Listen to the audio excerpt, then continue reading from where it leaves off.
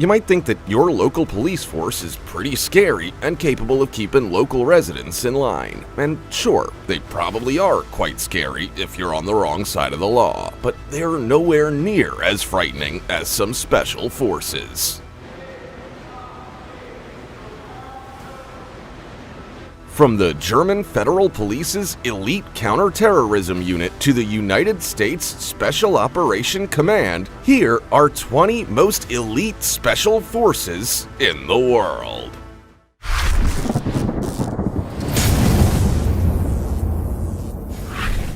Number 20. Golden Division.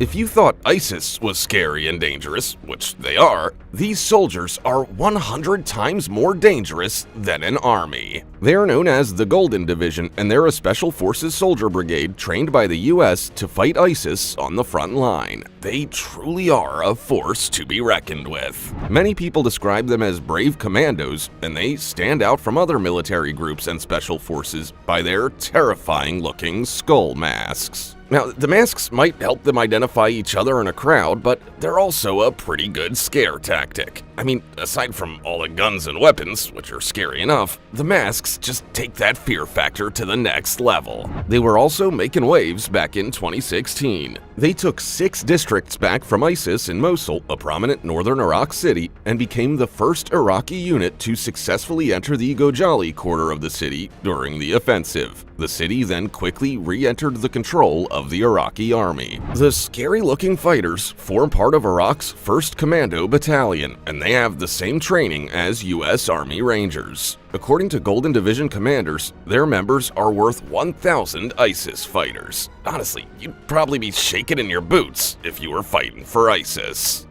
Before we go on, like this video, smash the subscribe button and click the notification bell right now, or this centipede will crawl on your face when you're sleeping.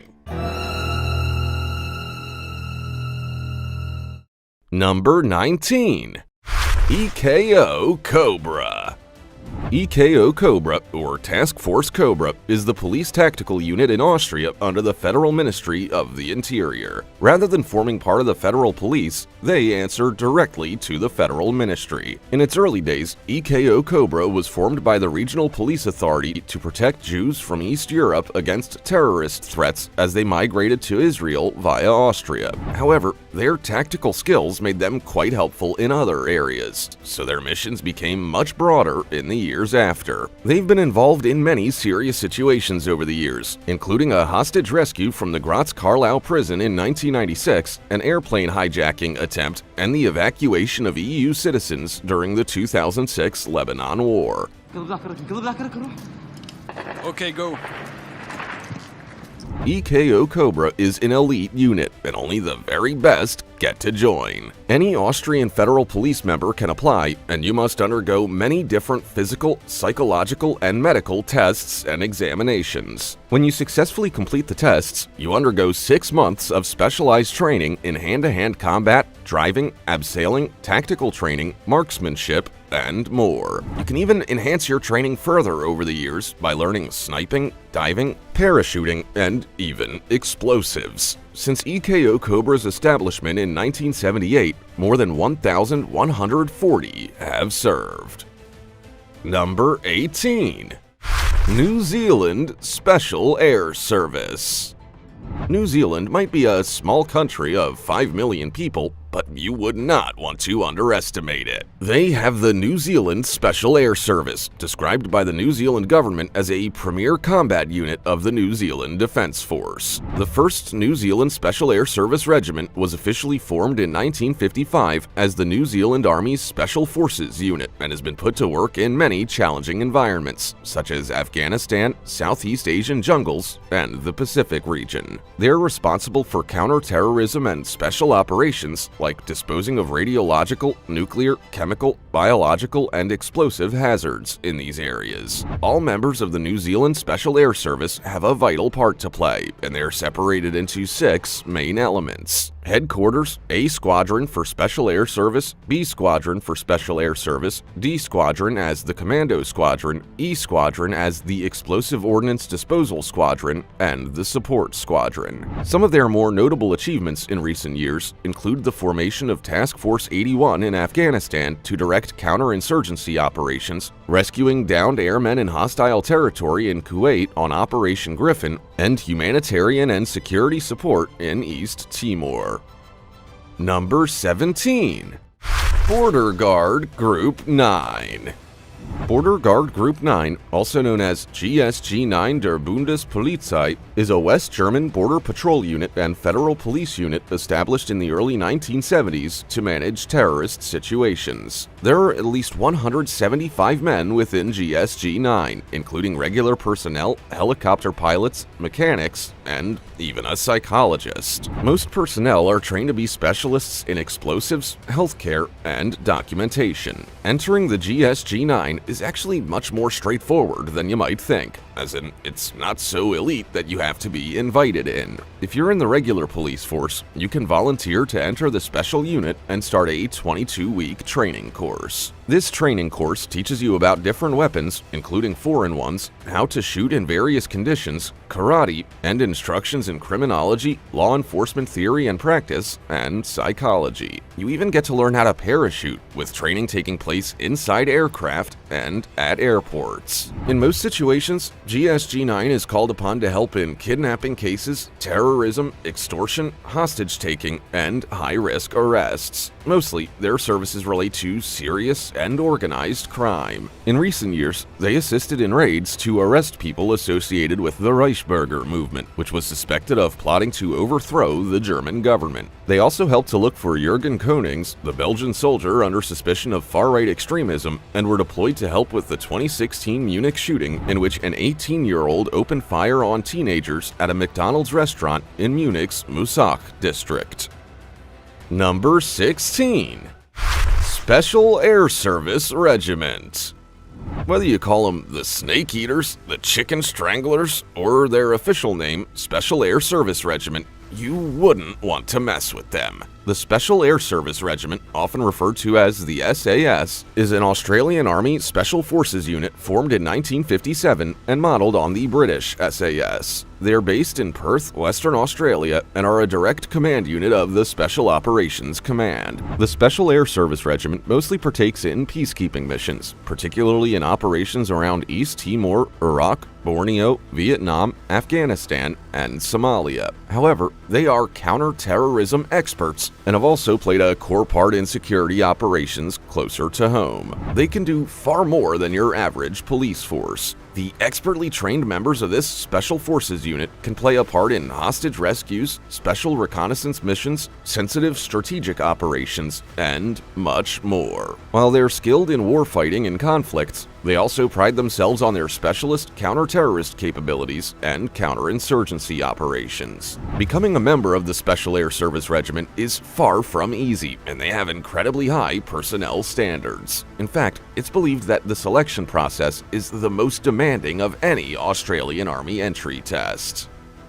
Number 15. Shayatit 13. Shayatit 13 sounds like a band name or something, but it's definitely not. Instead, it's the name for a unit of the Israeli Navy, one of the central reconnaissance units the Israeli Defense Forces has. This unit mainly specializes in counter-terrorism, maritime intelligence, sea-to-land excursions, sabotage, and maritime hostage rescue. However, they're trained for sea, air, and land action. They're so versatile, they've been involved in all significant Israel wars. If you've never heard of the Shayatit 13 before, don't beat yourself up about it. It's believed that they're one of the most secretive units of the whole Israeli military, and most of their missions and members are highly classified. But let's put it this way, they're comparable to the US Navy SEALs. They're just that good. Training for Shayatit 13 is intense, and most people who apply won't get to join. The training process lasts an incredible 20 months, and it's believed to be one of the most challenging courses associated with the Israel Defense Forces. There's a selection camp twice per year that involves 4 days of physically and mentally grueling exercises. It's so intensive that psychologists and doctors are always on hand to help. Few actually pass this phase, but if they do, they participate in 6 months of basic and advanced infantry training before a further 3 months of training to learn maritime warfare, parachute training, weapons training, small vessel operations, forced marches, and more. Shayatet 13 is not for the faint of heart. Number 14. Snow Leopard Commando Unit. The Snow Leopard Commando Unit, which used to be known as the Snow Wolf Commando Unit, is a police tactical unit within the People's Republic of China. They are under the People's Armed Police and were established to assist with many severe and dangerous situations, such as riot control, counter-terrorism, hostage rescues, bomb disposal, and counterinsurgency. Their former name, Snow Wolf Commando Unit, was given to them because of how Arctic wolves can survive and thrive in harsh conditions. The Commando Unit got the same name because of its members' resilience in the same kind of situations and environments. The Snow Leopard Commando Unit was secretly established at the end of 2002, and they trained in complete secrecy and out of the public eye for 5 years. The unit, along with the Beijing SWAT, was unveiled to the public in 2006 at the Beijing Police Academy in PR efforts to show that the People's Armed Police are capable of handling terrorism, law enforcement, and delegate protection. Since their establishment, they've assisted in law and order at the 2008 Beijing Olympics and even participated in anti-terrorism exercises with Russia. As they're tasked with some pretty important jobs to do, like special operations, urban warfare, cold weather warfare, and counter-terrorism, training is rigorous. To be eligible, you must serve in the People's Armed Forces for at least 1 to 2 years before undergoing many interviews and physiological and physical tests. Those who are selected must undertake intense physical training, driving training, and weapons training. Just to give you an idea of how intensive it is, part of the physical test involves carrying 77 pounds of weight on a 6.2-mile cross-country run. Number 13. Gruppo di Intervento Speciale. The Gruppo di Intervento Speciale, often called the GIS or Special Intervention Group, is the Italian Carabinieri's Special Forces unit. It was formed in 1978 as a police tactical unit and evolved to take on a special operations role in 2004. These days, the GIS is known for playing a massive part in counter-terrorism operations, dignitary protection security, and protection in war. They are also called upon for hostage rescues and resolutive intervention against hijacking. The GIS has even made a name for itself as being efficient and well prepared, and this has served them well as they enter challenging areas like the Horn of Africa, Afghanistan, the Balkans, and Iraq. You can typically find a GIS presence anywhere Italian diplomatic offices are in danger or at risk. While they're not a well-known special forces group throughout the world, they've been involved in many war operations in both a peacekeeping and war capacity. As far back as 1982, they went to Lebanon for investigation and protection activities. More recently, they've been in Afghanistan for special operations against insurgents. They also helped capture the Sicilian mafia boss Matteo Messina Denaro in 2023 and defended the Italian embassy in the Ukrainian capital. Number 12. United States Army Special Forces. The United States Army Special Forces, or Green Berets, are the United States Army's Special Operations Force. They've been in operation since the 1980s and provide many helpful services, such as counter-terrorism, counterinsurgency, unconventional warfare, security force assistance, special reconnaissance, and so much more. If they can't do it, it's not worth doing. They even get called upon for secondary missions, such as hostage rescues, combat search and rescue, peacekeeping, manhunts, and humanitarian assistance. They are the jacks of all trades. Alongside having to be experts in all these areas, the units also have to learn a foreign language during their training to work with foreign troops, and they must have an in-depth knowledge of the cultures, politics, and economies of the countries and regions they operate in. As you might imagine, becoming a member of the Green Berets is challenging, and you must be psychologically and mentally fit. You must be an existing member of the United States Army and meet a whole host of criteria, like being between between 20 to 36 years old, passing physical fitness tests and meeting height and weight requirements, and being qualified for Ranger School or Airborne School. Once you make it into the Green Berets, you'll be required to train throughout your career to keep your skills sharp. Number 11. Marcos.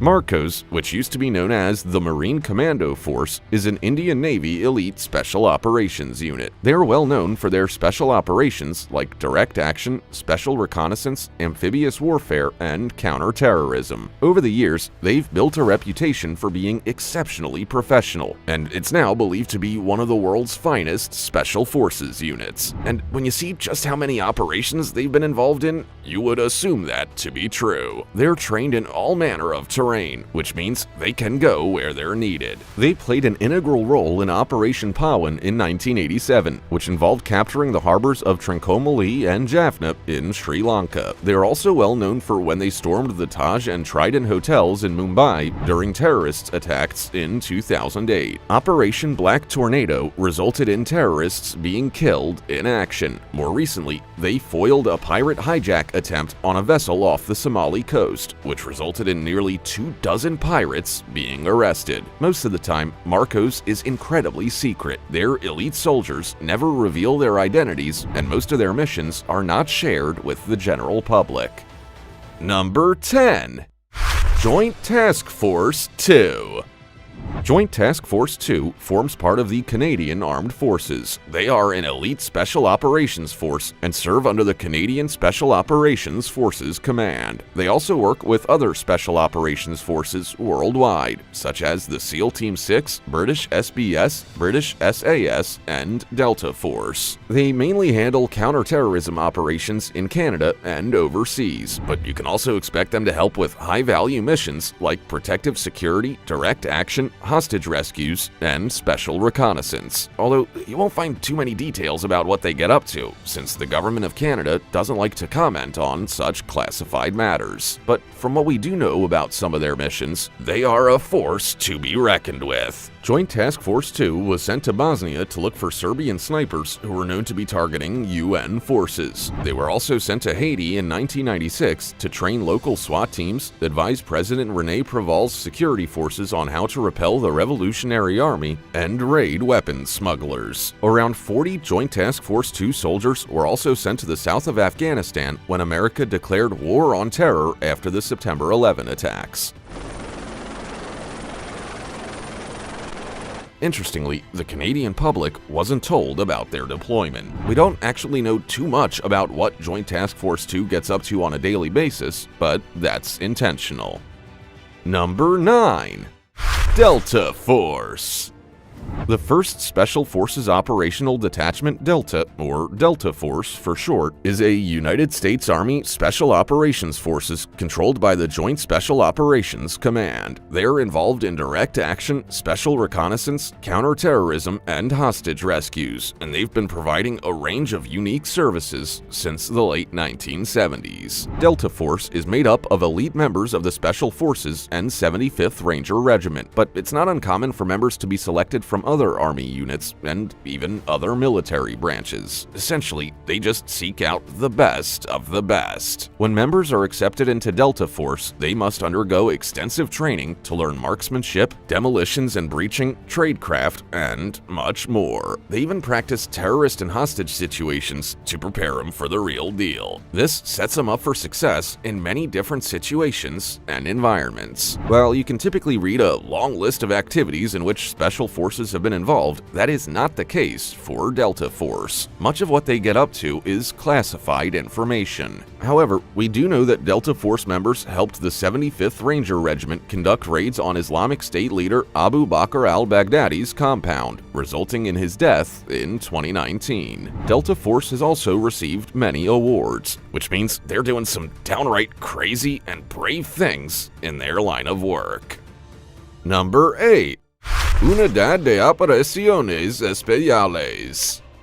Unidad de Operaciones Especiales, or UOE, thank God, was the name of the Spanish Navy and Marines Elite Special Operations Force from the late 1960s until 2009. In 2009, they formed part of the Special Naval Warfare Force operating under the control of the Admiralty and Special Naval Warfare Command. The UOE was usually involved with coastal, inland, and maritime special operations up to 30 or so miles from the sea. However, they were also known to operate deep inland as required. They could assist with everything from maritime counter-terrorism and combat diving and swimming to airborne insertion, combat search and rescue, direct action, and more. Because of the wide variety of missions they had to undertake, they had several naval and military equipment at their disposal, like airplanes, helicopters, inflatable boats, submarines, and frigates. Anyone who wanted to join the UOE had to be physically and mentally fit. After basic training, they would be required to undertake comprehensive medical, physical, and psychological exams before passing a selection course. Special training was also provided for combat swimming, mountaineering, hostage rescue, survival techniques, shipboarding, and much more. The training is so intense that the UOE training program has the highest failure rate out of all Spanish armed forces. Fortunately, this isn't a Hotel California situation. Once you enter training, you are free to leave at any time. Number 7. Special Boat Service. Special Boat Service, or SBS, is the UK Royal Navy's Special Forces unit. They've been in operation since World War II and have undergone several name changes until finally being known as Special Boat Service. While most of their operations are highly classified, which means we don't get to learn the nitty-gritty details, we do know that they're responsible for maritime counterterrorism. Their primary jobs relate to surveillance and reconnaissance, and they're often involved in information reporting related to airstrike directions, naval and artillery gunfire, and offensive action. If you were to compare the SBS to the SAS, they're actually quite similar. But the SBS has more training and equipment for leading maritime, riverine, and amphibious missions. As you might expect, training for the SBS is mainly about water, and you must have previous military experience to even be considered. Training takes place in England, and applicants must complete a range of grueling tests over a 4-day selection process. These include combat fitness tests carrying 55 pounds over 8 miles within an hour and 50 minutes, a swim test of 1,600 feet in uniform to retrieve an object 16 feet down, gym tests, and more fitness tests involving running with heavy objects. There are believed to be at least 200 personnel in the SBS, most of which are experts in swimming, navigation, reconnaissance, diving, parachuting, and demolition. Number 6. J.W. Grom. Jednostka Wojskowa Grom, which is usually just shortened to JW Grom, is the Polish Armed Forces Special Forces unit within the Special Troops Command. When JW Grom was formed in the 1990s, they received training from the British Army Special Air Service and the US Army Delta Force. So you just know they're the best of the best. Most people who know about them call them the surgeons because they have extensive medical knowledge and surgical-like precision when it comes to coordinating and carrying out special operations. JW Grom is mainly known for special operations and counterterrorism, and most of its activities are classified. However, we know that 40 men from JW Grom were deployed to Afghanistan during the War on Terror in 2002. They formed an integral part of the Naval Special Operations Task Group with the Navy SEALs and British Royal Marines during the 2003 invasion on Iraq. The types of situations JW Grom members must be involved in are often dangerous, which means not just anyone can join. Weak applicants are filtered out in psychological, durability, and physical tests. Those who make it in are then trained in various disciplines like parachuting, sniping, special operations, and counterterrorism. About 75% of all Grom personnel are also medics or paramedics. Number 5. Special Services Group.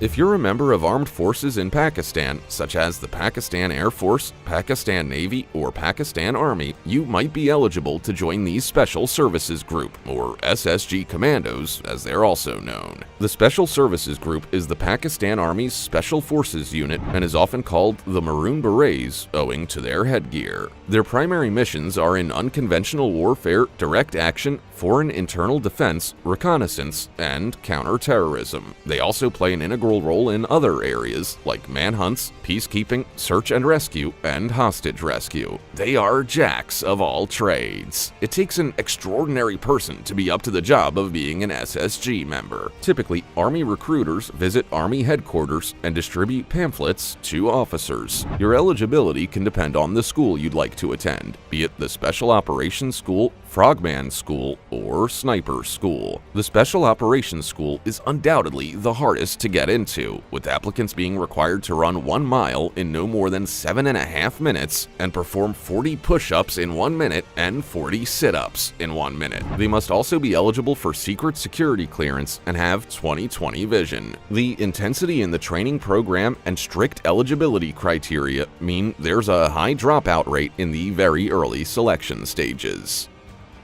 Number 4. GIGN.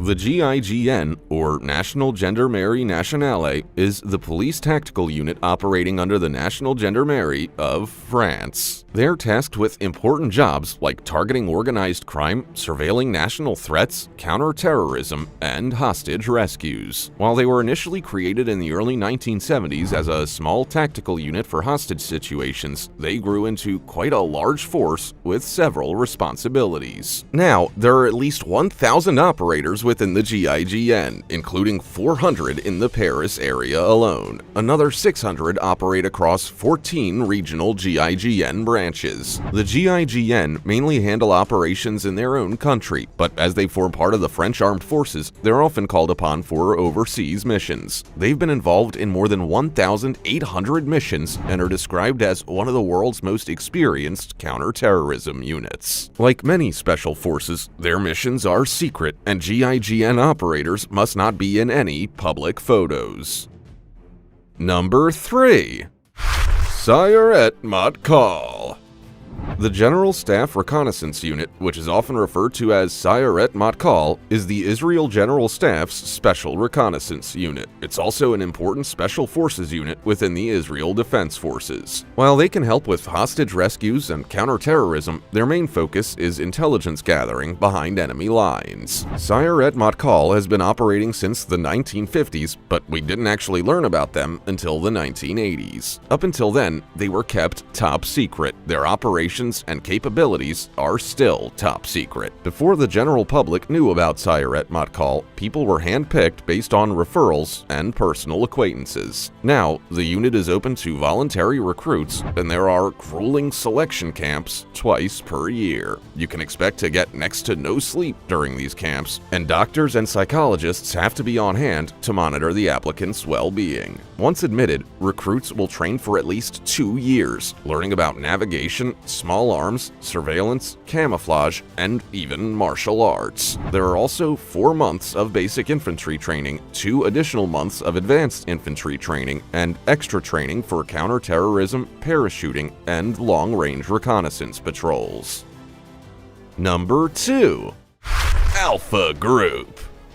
Alpha Group is a subunit of the Special Forces of Russia established by the Soviet KGB in the 1970s. They now work within the Russian Federal Security Service. No one knows exactly what Alpha Group gets up to, but it's believed that they act under the control of the top political leadership in Russia and conduct black operations in and out of Russia. They must also be available for covert operations, police duties, and paramilitary operations. They occasionally make headline news, but generally after a successful operation. For example, they killed an armed man who hijacked a bus in Moscow in 1995 and freed a Swedish trade counselor kidnapped in Moscow in 1997. The Alpha Group was also involved in the 1994-96 First Chechen War and again in the Second Chechen War that started in 1999. They are certainly not a group you'd want to mess with, especially when they have access to powerful weapons like AK-74 assault rifles, submachine machine guns, light machine guns, and sniper rifles.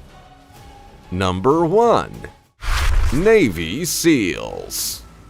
The Navy SEALs are the main special operations force within the U.S. Navy and form part of the Naval Special Warfare Command. Their job is to conduct small missions in a range of challenging environments, like mountains, deserts, jungles, the Arctic, and at sea. Most of the time, they're called upon to gather intelligence behind enemy lines, and often to capture or kill high-level targets. The Navy SEAL team has played an integral role in many important wars and events, such as the Korean War, Iran-Iraq War, Persian Gulf War, Panama, the war in Afghanistan, and the Somalia intervention. They're chosen because the Navy SEALs really do consist of the best of the best. To become a Navy SEAL, you must pass many mental and physical requirements, and candidates can spend more than a year in formal training courses before being even remotely ready for life as a Navy SEAL. Typically, the training pipeline consists of 8 weeks of naval recruit training, 8 weeks of Naval Special Warfare School, 3 weeks of BUDS orientation, 24 weeks of basic underwater demolition and SEAL training, 5 weeks of parachute training, and 26 weeks of SEAL qualification training. Oh, it's intensive, to say the least.